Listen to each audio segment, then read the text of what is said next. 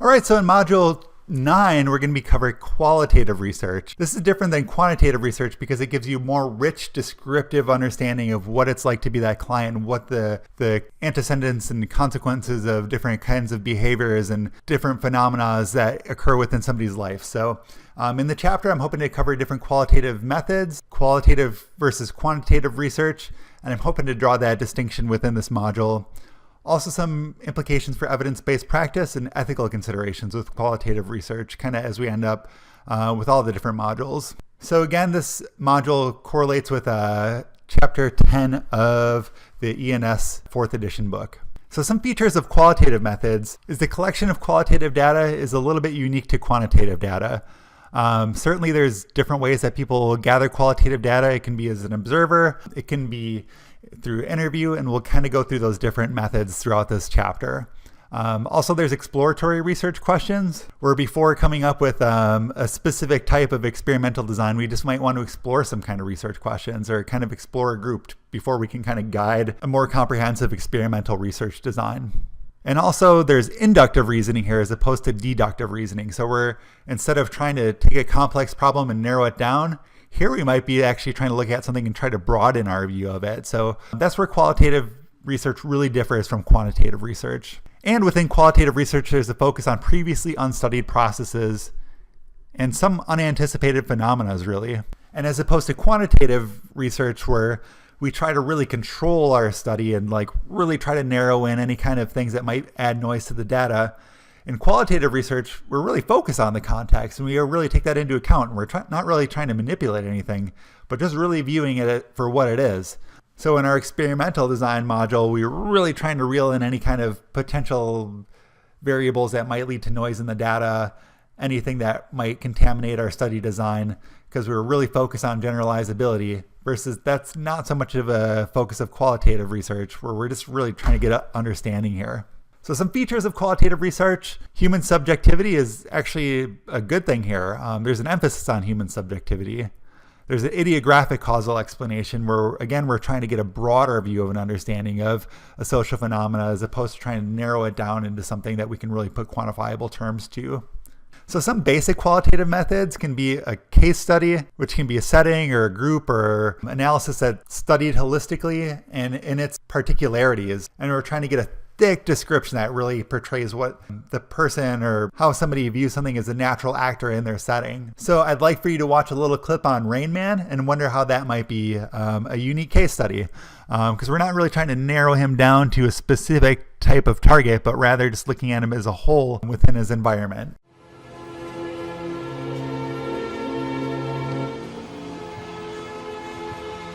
I'm looking forward to meeting Kim Peek because he's meant to be amazing. He was the guy that the Rain Man character was based on. This is really exciting for me because it's my first time meeting someone else with whom I have this bond. Daniel makes his way to Salt Lake City's pub. Him and his father are waiting for him.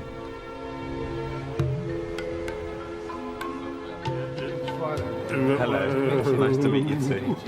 Let's walk down in here. We can have this. They head off to a quiet corner, where Daniel can find out more about Kim's stupendous memory.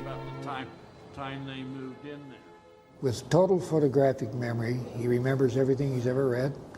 He can tell you every city in the United States, its highways and its area codes and its zip codes and its television stations and its counties and when it was made a state. The history of any country, all the rulers and when they served, presidents of this country, when they were born, their wives, their families, all of NASA's accomplishments, when they went up, when they came down, what they're doing. He can talk to you about the Bible. He can quote scriptures. He can tell you anything about it you want to ask him about. It seems like everything he reads, he maintains. At 9 months, the neuropsychiatrist said he's severely mentally retarded. He will never be able to learn. You should put him in an institution, forget about him. But Kim was reading encyclopedias by age 4 and had finished the high school curriculum by 14. Goodbye, old pain. I'm a leaving Cheyenne. You know that? How fast can he read? He reads a page that you and I would read in 3 minutes approximately. It takes him about 8 to 10 seconds. He reads the left page of the left eye, right page of the right eye, and remembers about 98% of it. Go back through here.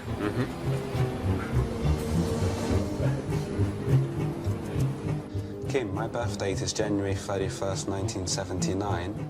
It was a Wednesday, and this year it's a Saturday. We turned 2044 on a Sunday. What year did Queen Victoria become Queen? 1837 to 1901. Kim, if Winston Churchill was alive today, how old would he be? 130. And what day of the week would his birthday fall on this year? It would be on a Tuesday, the last day of November. In 1987, Kim met actor Dustin Hoffman and became the inspiration for the hit movie Rain Man. We went to Hollywood the next morning, and Kim spent the day with Dustin and all of his film friends. And it was amazing, all the things they asked him and all the things he knew. It was just like I hadn't known him before. There were so many new things that came out of him. Although I'm much older, you're still a fine man. Thank you. So are you. Yes. And he says you don't have to be handicapped to be different, because everybody's different.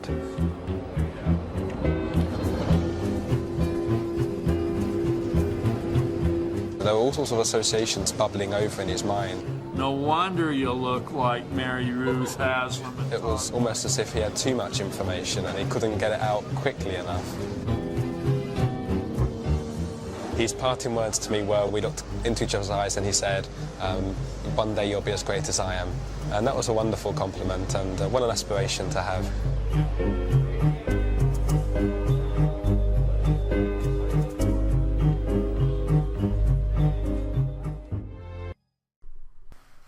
So why do you think we would want to do a case study for somebody like Rain Man? What would make him unique? And I'm wondering about your feedback, and maybe you can kind of bring up some of these discussions within the discussion forum. Some other basics of qualitative methods is ethnography. So it's a study of culture that some group or people share using participant observations and interviewing others over an extended period. So you could think of something like an anthropologist or somebody who's really studying a culture either as a participant or as an observer.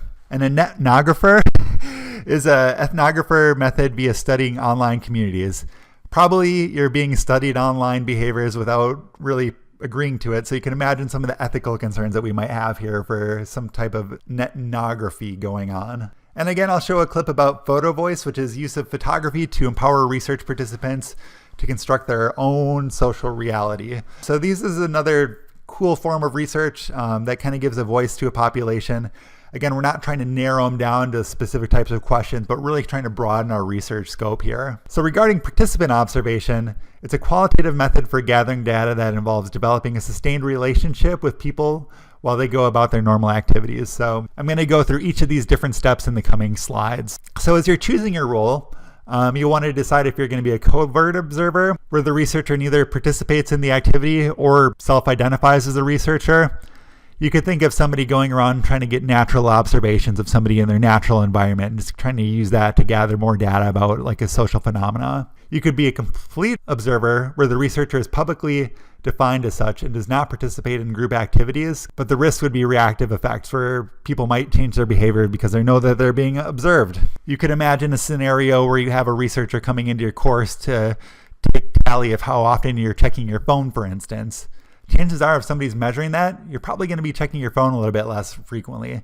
So that would be an example of where somebody might be a reactive response to something of a researcher observing them. There's also participant observation, where the researcher engages in a group activity and is known by the group to be a researcher. There's been a time in the past where I've participated in qualitative research with American Indian or Native American populations within the Milwaukee area. So I was a participant observer, and they knew that I was observing. I was just trying to make a relationship before moving forward with research. But also I made them aware that I was collecting some data as well. And I was fortunate enough that I had to happen to have an academic advisor who was part of the community already. So I kind of had an in, and I just went in as an objective observer. Covert participation, where the researcher just acts like the other group members, but does not disclose their research role. You could think of maybe like the movie Avatar or something like that. So that movie was kind of like a unethical kind of a view of a covert participant.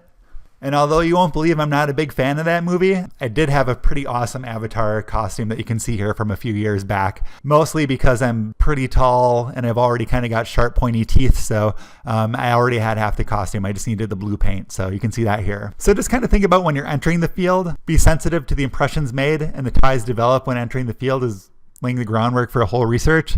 You don't want to come in as an expert on somebody else's culture or again to give people the wrong impressions about what you might be doing. Certainly you can think of examples where a community may distrust a researcher if they break that trust, or if they break any kind of promises that might have been made. Because developing and maintaining relationships is challenging but necessary.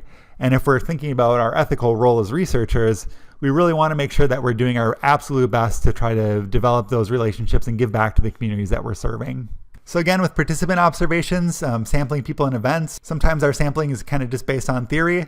But through gathering information, we might have a better sense of where we're going and why we're measuring the outcomes that we are. When it comes to taking notes, there's a few different ways that people take it. There can be more of a systematic field notes versus just jotting. Sometimes people just reflect on their experience of being part of a certain community or a certain organization or function. And there's systematic ways of really analyzing journals or documenting people's experience of a different culture or a different process. And the chapter also talks about managing personal dimensions and being kind of like aware of your worldview and how that may impact your interpretations. And there's some ways of systematic observations which really help to prevent that from influencing the data. So an intensive interviewing is a qualitative method that can involve open-ended, relatively unstructured questions in which the interviewee seeks in-depth information of the interviewee's feelings, experience, and perceptions. And with establishing and maintaining partnerships, be considerate and strategic in how you arrange the interview as to not violate standards of social behavior. And also when asking questions and recording answers, good interview is about learning to get interview subject on topic and then getting out of the way. So you just kind of want to get them up and talking and then kind of just let them guide their own discussion. So with interviewing online, certainly this is a great way to reach people that you might not otherwise be able to get through blogs, online forums, talking to people overseas. There's some pros in that it produces a written record of interview process automatically, but it also lacks some of the nuanced forms of communication, such as body language, gestures, physical intimacy, that an in-person process interview can really get at. So you have to really think when you're going between the two options of in-person or online. Regarding a focus group is a qualitative method that involves unstructured group interviews in a way in which a focus group leader can actively encourage discussion amongst participants on a topic of interest. So this might be a way in which there's a facilitator who really has kind of like a general idea of what they're trying to get at without really leading anybody in one way too strongly for or against a certain type of topic. So you're just facilitating a rich discussion versus trying to lead anybody in any direction, which can be a really challenge. And I know from my experiences doing this, you might go in and think like, hey, I can have a conversation with people. I'm good at talking with people. But really facilitating a focus group can be really challenging in some ways. So regarding community-based research is a collaborative approach to research in which the researcher works with community members as participants and research partners.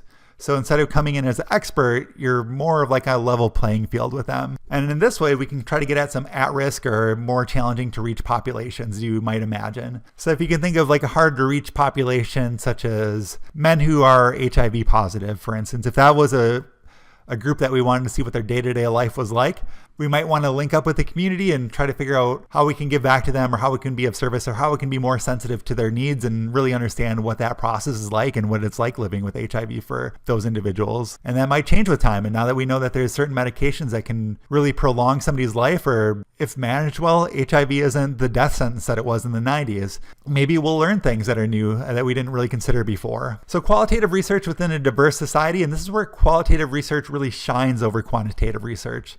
And you may notice just by my name, Dr. Quant, I am a quantitative researcher and I struggle with qualitative research at times, but I know for diverse populations, this is really the best way to go. And I know for even myself, I really enjoy traveling and meeting with new people. And I feel like there's a richness to this research that you might not be able to get in other ways. So qualitative research really empowers individuals to speak for themselves outside of like our Western constructs of quantitative cold edge of science research. This gives diverse populations an equal shot at being heard when compared to their culturally dominant peers. And I think this helps you to get at some disenfranchised populations that might not have a voice, and qualitative research really helps to give a voice to certain people who may not be heard as much as they should. So qualitative research studies can enhance qualitative research studies and thereby better informing our interpretation of statistics. And certainly there's mixed methods that we'll talk about a little bit further on, where we can do quantitative and qualitative together, or we can do certain types of coding of qualitative research to help us put numbers to a certain phenomena, all of which is more and more being developed each year. And I think it's kind of exciting that we can do qualitative mixed methods with quantitative and really get rich data and also replicable, generalizable data at the same time. Some implications for evidence-based practice is that qualitative research can be used to assess the design and delivery of a service and uncover processes to clarify clients' perceptions of an intervention and to understand why there's a need for service and to establish treatment fidelity in multi-site studies. And oftentimes, like I mentioned before, we might want to do a qualitative study before we really put together a quantitative experimental type study, because a qualitative study will tell us if we're really going in the right direction, and if we're making some of the incorrect assumptions, we might want to take a step back and really analyze whether we're going in the right direction. Some ethical considerations in qualitative research is that voluntary participation is a necessity when conducting ethical research. This becomes more of an issue, I feel like, when we're doing observation type research, or even kind of like that online research that I was just mentioning. Certainly we want to have informed consent, and some of those assume that people are okay with observing them, but they might not be. So that's where an institutional review board really has to look at whether or not there's a potential for there to be some damage to the population that we're working with. And these need to be ongoing discussions with our colleagues and peers. So again, anytime we're looking at ethics, we need to focus on emphasizing subjects' well-being, confidentiality, and whenever possible, it's best to disclose our identity. Now, there might be certain times where if we're looking at natural observations, we might not want to disclose our identity. But if there's a way that we can do that without reasonably impacting somebody's behavior, it's best to disclose our identity to make it known who we are and what we're doing.